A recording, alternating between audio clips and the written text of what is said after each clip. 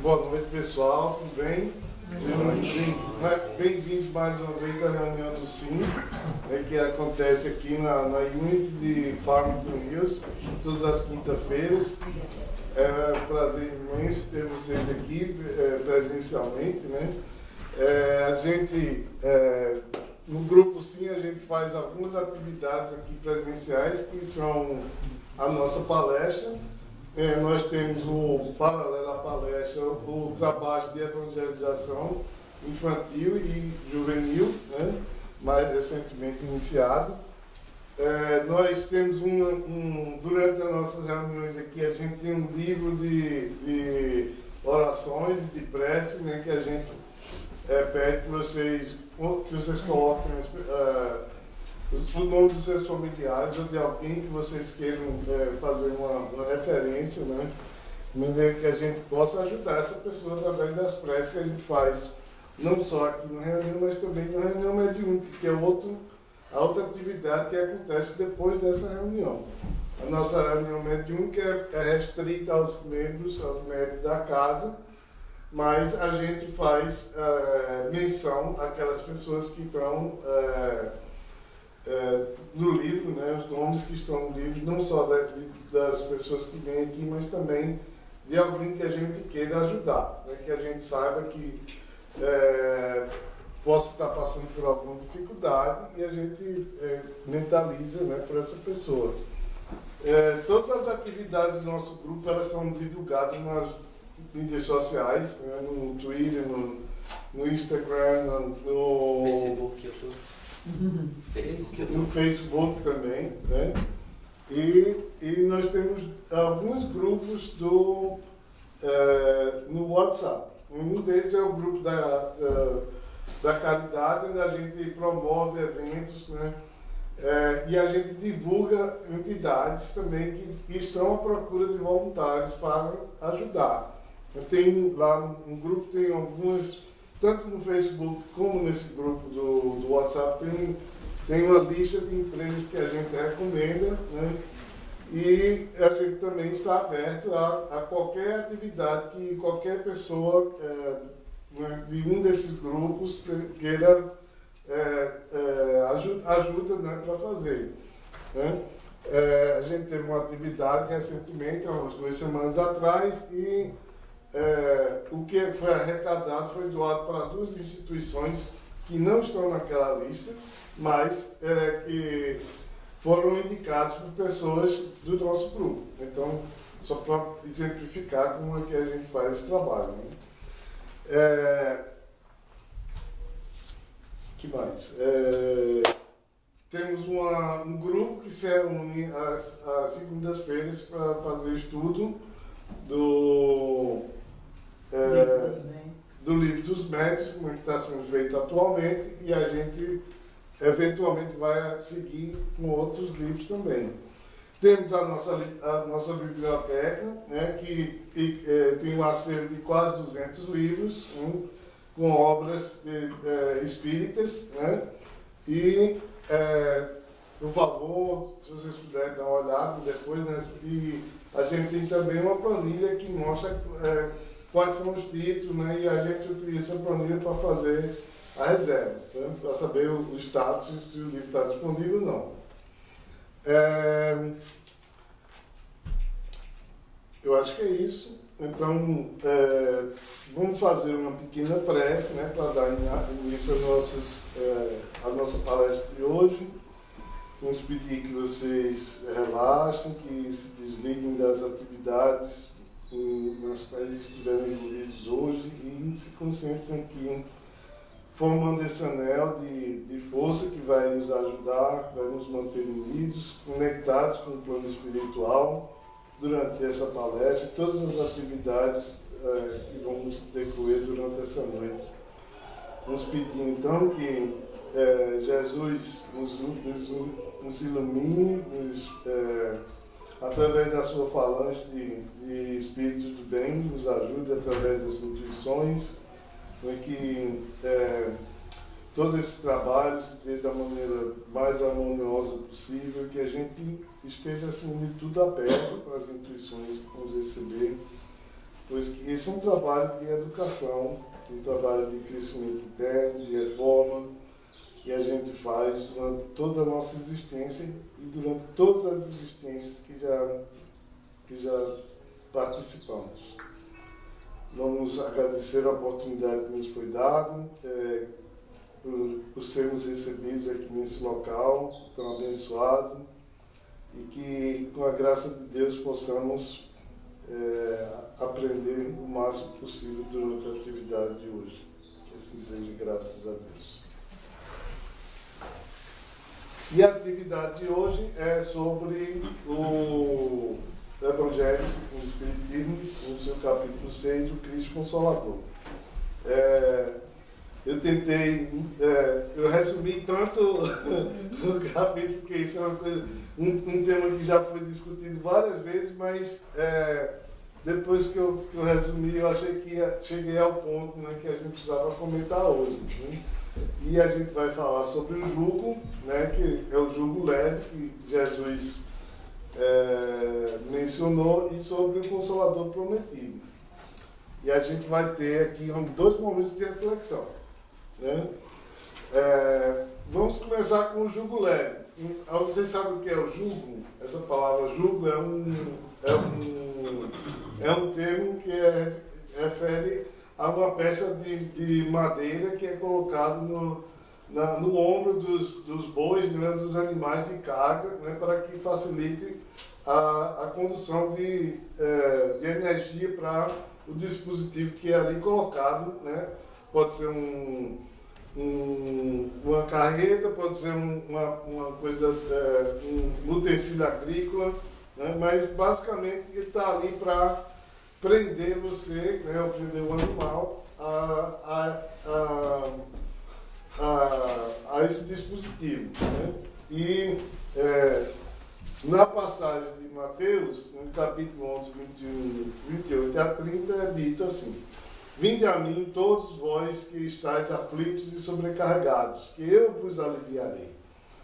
Tomai sobre vós o meu jugo, e aprendei comigo, que sou brando e humilde de coração, e achareis repouso para vossas almas, pois é suave o meu jugo e leve o meu fardo. Então, quando ele disse assim, quando Jesus, ou quando Mateus, né, falando em nome de Jesus, disse que primeira coisa que me chamou a atenção aqui, quando ele disse, aprendei comigo que sou brando e humilde de coração. O que é que ele quis dizer com isso? Alguém pode fazer algum comentário a respeito disso? O que é que Jesus quis dizer com essa frase? Aprendei comigo que sou brando e humilde de coração. Ele estava falando sobre o jugo, né, que é aquela peça que vai trazer, vai adicionar esforço à sua existência, né? Porque você vai ter que não só carregar o peso, mas como também carregar a carga que está associada a ela. Mas ele disse, não, aprenda comigo.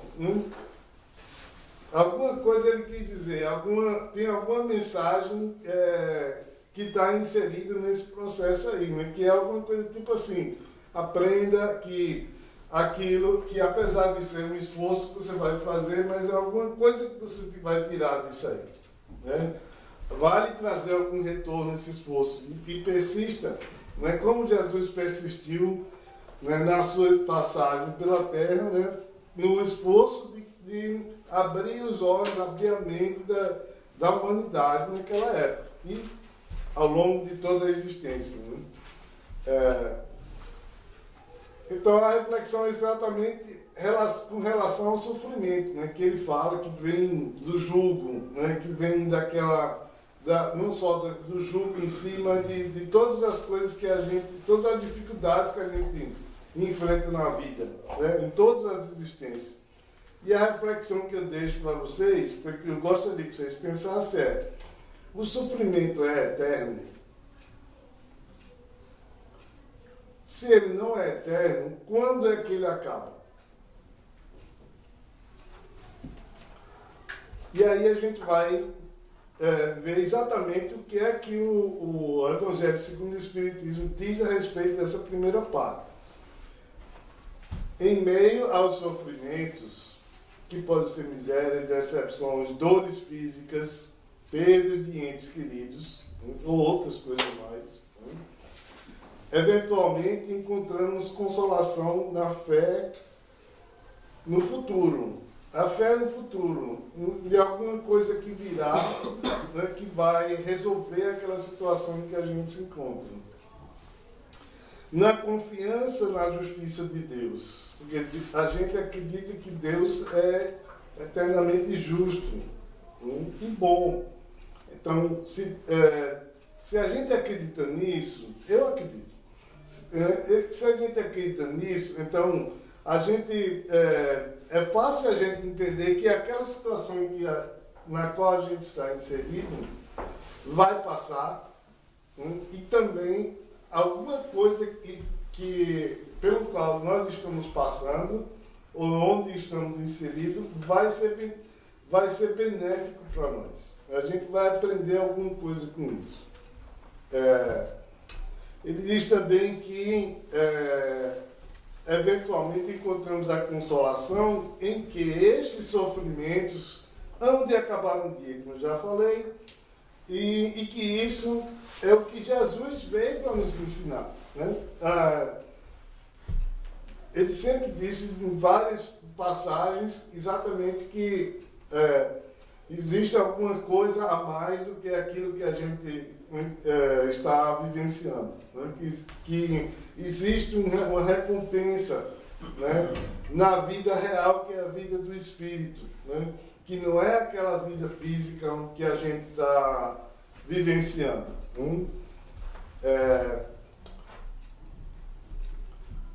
Sobre aquele que nada espera após a vida, isso aí já é uma coisa assim que eu estou sabendo tanto porque eu achei que era assim, bem da época. Né? Não é necessariamente o entendimento que a gente tem hoje.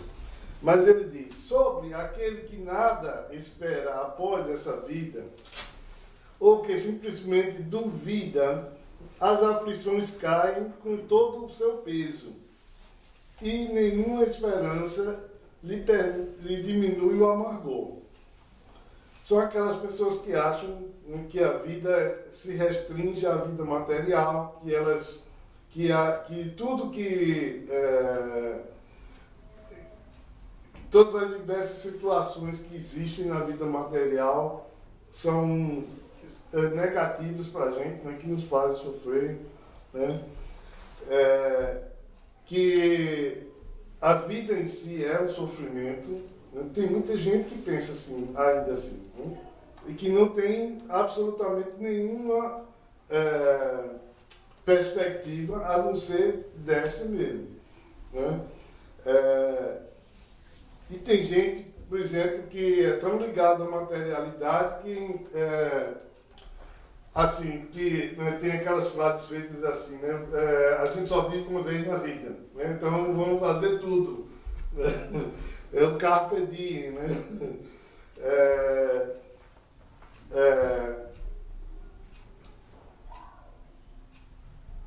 Para isso Jesus nos disse, vinde a mim todos vós que estáis fatigados e eu vos aliviarei. Ele falou isso lá no começo. Né? Como é que é esse alívio que Jesus pode nos proporcionar? Será que Jesus é que dá esse alívio para a gente ou será que ele ajuda a gente a entender, a encontrar o alívio?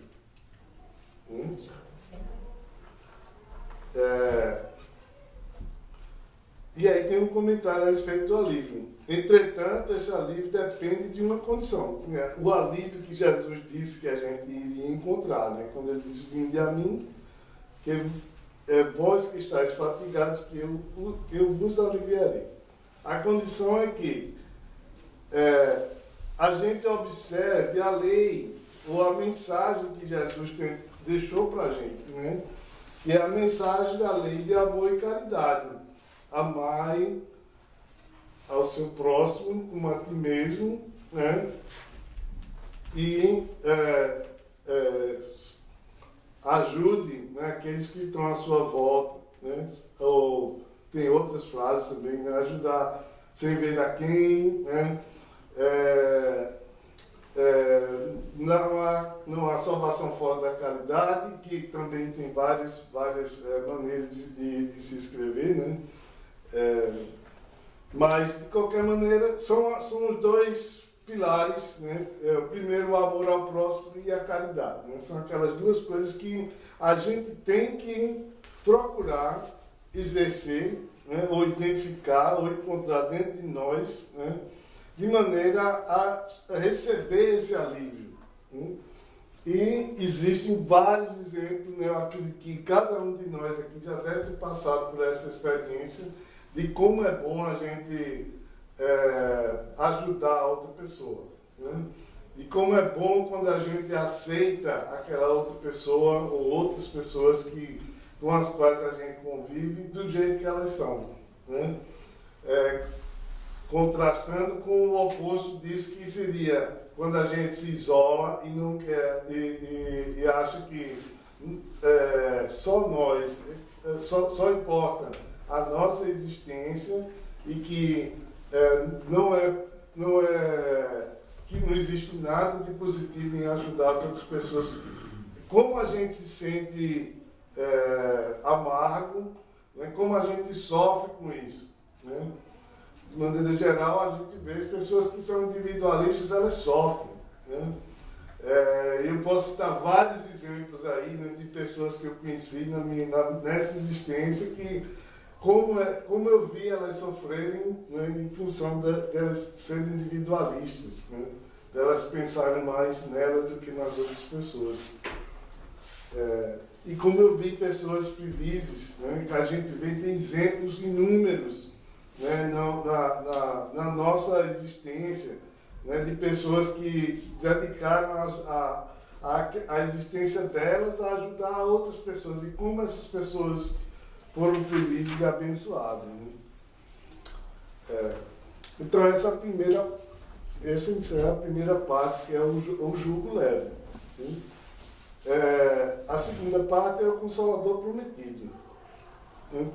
Tem bastante a ver com o jugo leve, né? Porque o Consolador, sim, essa palavra consolo, que ele é o acalento, é o conforto, né, que alguém pode trazer para outra pessoa, né? E o Evangelho, no seu texto, o Evangelho de Deus, né, dos apóstolos, dos evangelistas, ele diz: se me amais, guardai os meus mandamentos, e eu rogarei a meu Pai, e ele vos enviará outro Consolador. Outro, não é ele, né? Assim disse São João, capítulo 14, versículo 15, capítulo 17 a 26. Versículo 17 a 26. Então, ele está dizendo que ele ia enviar outro Consolador, né? A fim de que fique eternamente convosco. Quer dizer, esse Consolador, segundo essa profecia que eu coloquei como profecia de Jesus, né, ele ficaria eternamente conosco, né? Na verdade, ele está agora eternamente conosco, porque ele foi revelado, né? O Consolador, a gente sabe por outros livros da codificação espírita, que o Consolador veio com o advento da revelação do Espiritismo, né? Na verdade, ele já estava entre nós, a gente é que não tinha entendimento a respeito dele. E ele diz aqui: mas quanto a vós, o conhecereis, porque ficará convosco e estará em vós. Vós que ele está falando são os discípulos de Jesus na época, né? Por que ele disse isso? Porque os discípulos já estavam preparados para isso, né? Eles tinham condição de entender o que era o Consolador, né? Enquanto que a maioria das pessoas daquela época não tinha condição. É por isso que o Consolador não veio naquela época, na época de Jesus. Veio né? Quase 2000 anos depois.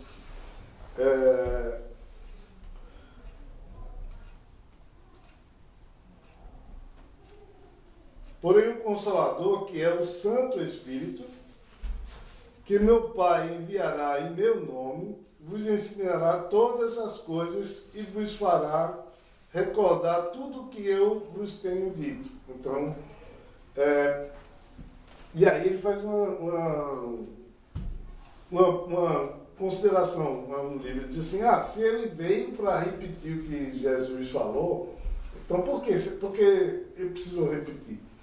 É porque talvez as pessoas naquela época não foram capazes de entender o que ele disse, né? Ou simplesmente não estavam preparados para aceitar aquilo que ele tinha para dizer, né? Por motivos múltiplos, né? Que não dá tempo da gente falar todos os motivos. Mas, com certeza, ele veio, né? O Consolador, o Espírito de verdade, né? O Santo Espírito, né?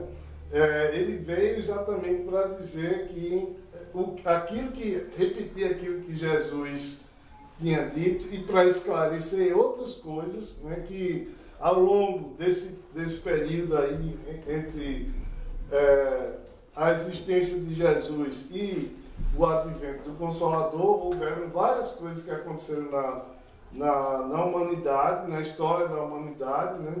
E aquelas coisas precisavam ser esclarecidas, né? E essa foi a tarefa do Consolador também, né? E aí o Evangelho, segundo o Espiritismo, traduz isso que foi colocado, né, da seguinte maneira: Jesus profetiza outro Consolador, o Espírito de verdade, que o mundo ainda não conhece na época antes do Espiritismo, ou não conhecia, por não estar adequadamente preparado para compreender. Por isso que eles não conheciam, né? Às vezes a gente vê uma coisa e não entende, né? Ou olha, mas não vê, né? É muito comum a gente falar, você está olhando, mas não está vendo. Às vezes é uma coisa que está bem na frente da gente e a gente não consegue ver porque a gente não consegue entender aquilo ali, né? A mente humana, dentro do invólucro material, ela trabalha muito por comparação, né? Isso aqui é isso porque eu consigo comparar com esse outro conceito que eu tenho, né? E simplesmente esses conceitos não existiam antes. Eles foram se desenvolvendo ou sendo revelados aí durante esse período, né? 1860 anos, né? E aí, ou talvez um pouco antes disso, e o Espírito Consolador, o Espírito de verdade, ele veio exatamente para dizer assim, isso aqui que você está vendo é aquilo ali. Não é o que você está pensando, né? É algo diferente.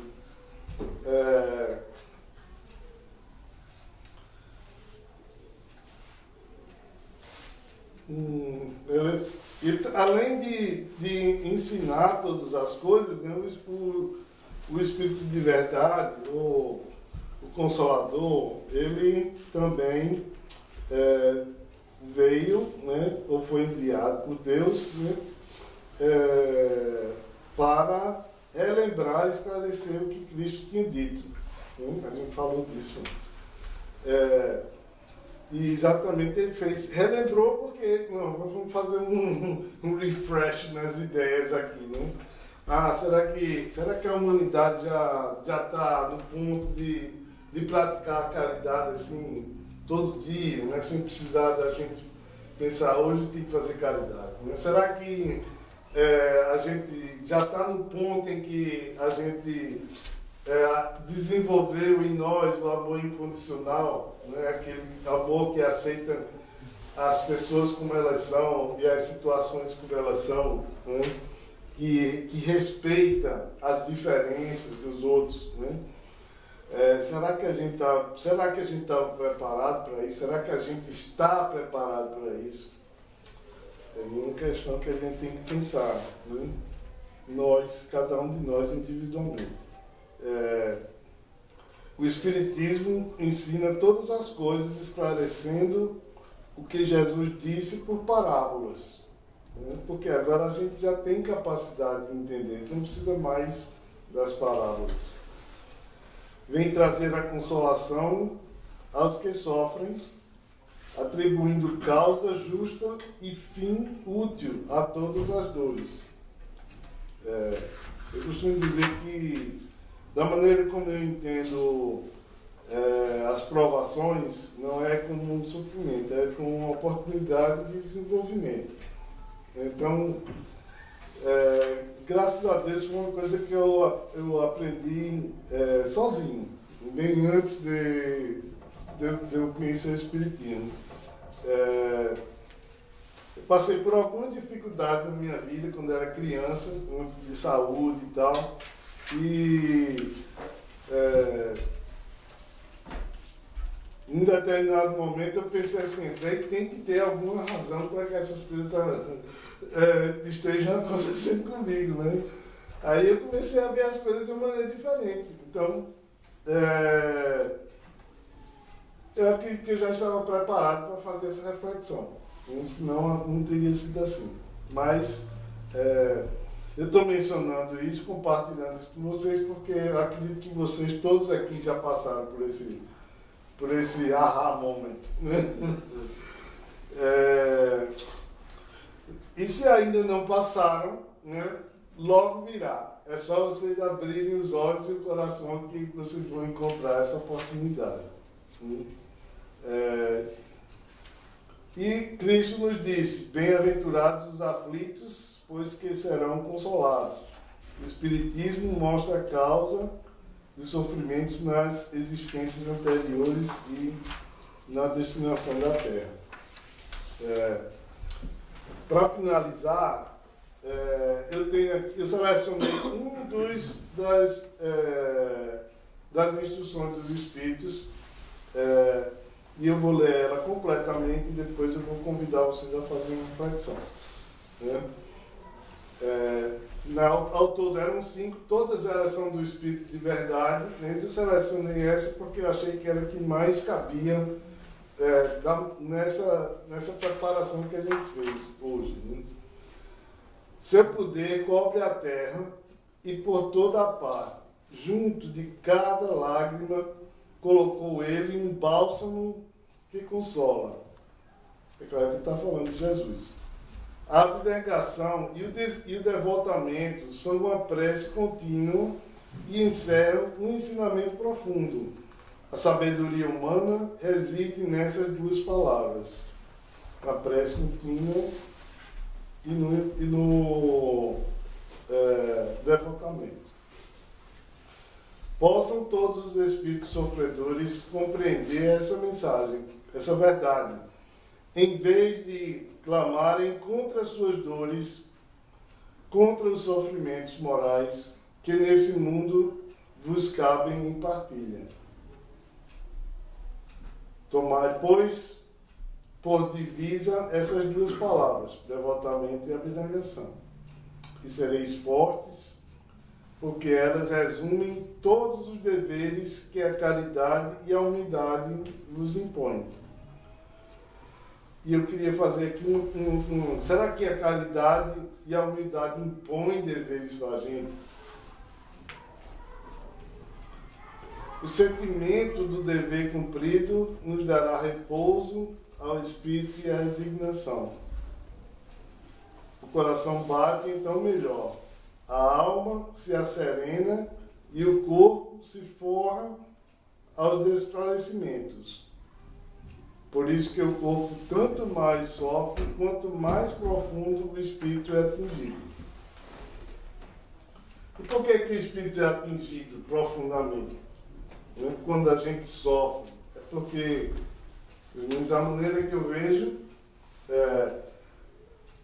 se o espírito é atingido, é porque alguma coisa a gente precisa aprender, né? Tocou o nosso coração lá no fundo.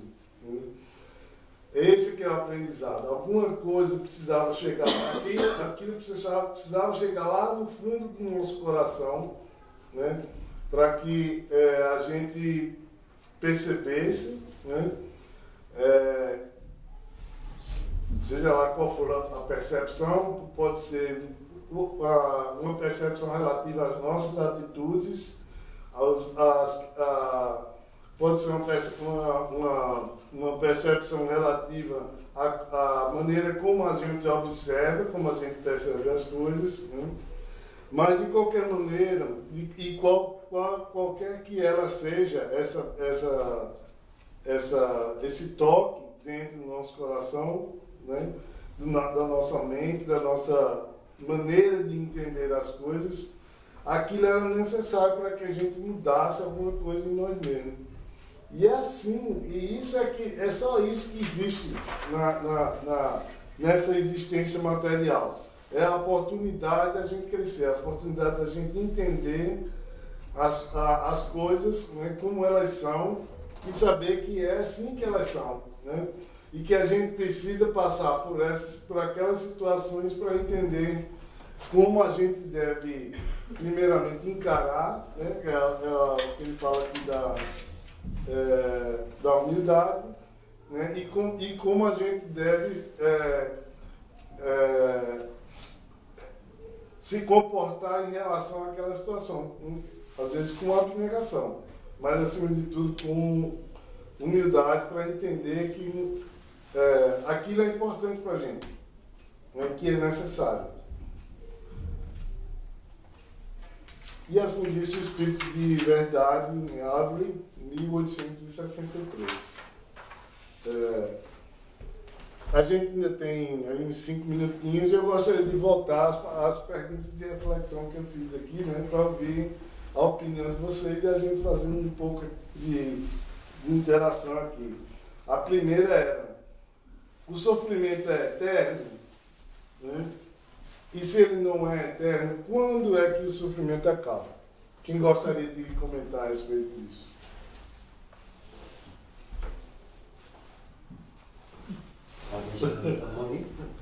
Ele quer.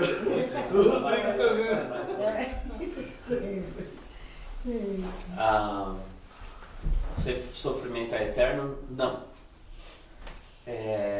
Eu estava refletindo e também conectando com a palestra da Andressa, que teve 2 semanas atrás. E minha conclusão é a seguinte: a dor, muitas vezes a gente confunde a dor com o sofrimento. Mas a dor me parece uma coisa pertinente ao corpo, à matéria. Você não consegue evitar que você sinta a dor. Mas o sofrimento você tem controle. Ele é pertinente à alma. Então o sofrimento acaba quando você decide parar de sofrer por alguma coisa. Ou seja, o quanto você sofre com relação a alguma coisa é o quanto você decide sofrer com relação àquela coisa. Não estou dizendo que é fácil, mas é uma coisa que vem de dentro da gente e é uma coisa que a gente pode controlar, no meu entendimento. Certo. Rodrigo? Mais ou menos isso, só talvez outras palavras. O espírito, ele vai sofrer enquanto ele está aprendendo. Ele deixa de sofrer quando ele aprendeu.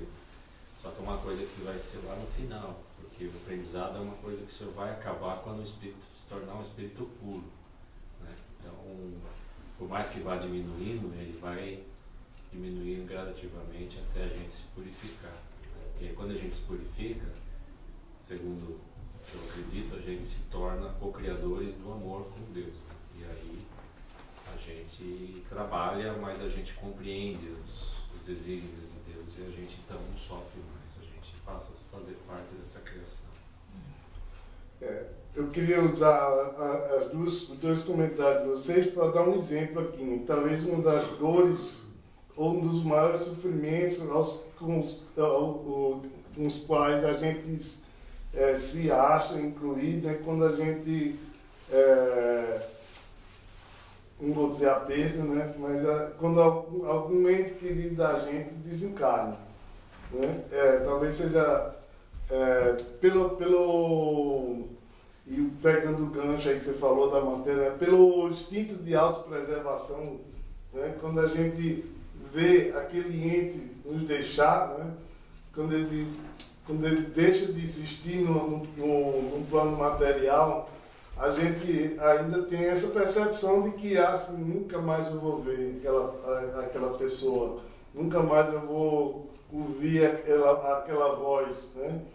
Mas quando a gente descobre, né, a realidade da vida do espírito, né, e entende isso, então aquilo deixa de ser um sofrimento, né? Às vezes a gente, se as circunstâncias na qual houve aquele desencarne são negativas para a pessoa, assim, né? A pessoa sofria por um mal físico, por exemplo, né? Então a gente chega até a ficar feliz, pelo menos eu sei que agora ela não vai mais passar por aquilo, né? Às vezes a pessoa desencarna com um acidente trágico, né? É uma coisa que machuca muito mais a gente do que o espírito que desencarnou. É claro que a gente sabe que quanto mais a gente foca naquela situação, nós desencarnados, pior é para o espírito, né? Então, o que eu quero dizer, fechando aqui quando é que acaba o sofrimento? É quando a gente percebe que, quando a gente entende a situação e a gente percebe que a vida não acaba ali, ou que as situações nas quais a gente está inserido na nossa existência, elas são benéficas para a gente, né? Por pior que seja a situação, que ela aparenta ser. Alguém quer fazer mais um comentário sobre essa pergunta do sofrimento, a eternidade do sofrimento? Não. Então vamos para a segunda. Por que o mundo não estava preparado, né, para receber o Consolador na época de Jesus, por exemplo? Por que o mundo não estava preparado? Quem é que pode dar um exemplo para enriquecer o que você tem a dizer? Eu não diria que o mundo não estava preparado para receber, porque ele recebeu. Jesus veio e falou dele. Falou a mesma Só que coisa ele contou a versão básica. Ele contou a versão. E hoje a gente sabe a versão que cabe pra gente hoje também. Daqui 2000 anos talvez tenha uma versão 3.0 aí, né? E aí eles vão estar perguntando por que em 2022 eles não sabiam, não tinham capacidade de receber o Consolador. Então, cada momento acho que tem a comunicação de acordo com o nível que está adequado para aquela civilização, né? A gente tem um jargão aí de comunicação que diz assim, comunicação não é como você fala, é como as pessoas entendem, né? E tem tudo a ver com o que você falou aí, né? Obrigado pelo seu exemplo e sua consideração. Alguém quer fazer mais algum comentário a respeito do porquê o mundo não estava preparado para receber o Consolador? Será que o mundo está preparado para receber o Consolador? Ainda não. A gente não está fazendo muito diferente do que foi feito há 2000 anos atrás. A mensagem está aí, você ainda tem guerra, você ainda tem, por exemplo, o próprio Espiritismo, que se diz ser a mensagem do Consolador, é uma religião que não propagou em todos os cantos do mundo. Você vê pessoas ainda buscando as religiões dogmáticas para tentar, talvez, não enxergar a realidade, né? Submeter a um dogma para não precisar raciocinar a respeito, não precisar assumir a responsabilidade. Ou seja, acho que ainda nós não estamos preparados. Por isso que eu acredito e sempre falo que o Espiritismo ele tem que continuar muito a parte científica dele. Porque a única coisa que vai fazer com que o Espiritismo propague é quando a ciência conseguir demonstrar aquilo que os Espíritos ensinaram, e aí as pessoas parem de negar e dizer que isso aí é uma pseudociência e comecem a aceitar e a buscar mais respostas através do Espiritismo. E entender que tudo faz parte da natureza, né? Não existe nada de sobrenatural, de desmistificar, né, a espiritualidade. Né? Eu penso que a gente tem bastante para caminhar, mas eu não ligaria a questão do espiritismo propriamente dito, porque eu não creio que é a religião que vai falar se a pessoa está preparada para algo ou não, porque o que eu vejo que é comum nas religiões, entre as religiões, é tudo o amor ao próximo e a caridade. Então a pessoa pode não ser espírita, mas se ela entender isso, que eu acho que é a lei maior, já estaria independente da... Não precisa propagar o espiritismo, precisa a pessoa entender isso, seguir Jesus Cristo, vamos dizer assim, seguir os ensinamentos e principalmente isso. Vamos dizer, deixar o egoísmo de lado, eu acho que evoluir nisso, né? O egoísmo que a gente ainda tem, na falta de caridade com a gente, com os outros. Sim, acho que a gente tem muito a caminhar, mas eu não ligaria ao espiritismo, ou a essa ou aquela religião. Concordo. É uma coisa que está dentro de nós, né? A religião está fora da gente, né? Foi criada por os outros seres humanos, né? O que importa é o que a gente faz para mudar o que está dentro de nós, né? Através da nossa mente, né? Dos nossos posicionamentos filosóficos e, acima de tudo, das nossas atitudes. Então, muito obrigado pela participação de vocês. Eu gostaria de fazer um pequeno prece para encerrar, né, o nosso trabalho, esse primeiro trabalho de hoje. Então vamos fechar os nossos olhos novamente e agradecer imensamente ao nosso Mestre Jesus e à espiritualidade amiga que aqui trabalhou conosco hoje, nos orientando, nos intuindo, nos estimulando e nos preparando para o nosso crescimento, o nosso desenvolvimento, a nossa reforma interna, o nosso entendimento, a nossa benevolência, o nosso amor, né? Que nós possamos manter em mente todos esses sentimentos que nos dignificam, que nos tornam mais dignos a cada dia e que nos ajudam a fazer a nossa caminhada mais prazerosa e mais estimulante. Vamos pedir que todos esses sentimentos, essas ideias que foram aqui compartilhadas hoje, que elas possam estar conosco, que a gente relembre isso a cada instante durante os demais dias dessa semana, e que a gente possa compartilhar isso com aquelas pessoas que a gente ama, na escola, no trabalho, em casa, ou até na rua, em qualquer lugar onde você encontra alguém que com certeza vai precisar daquela mensagem. Que assim seja, graças a Deus.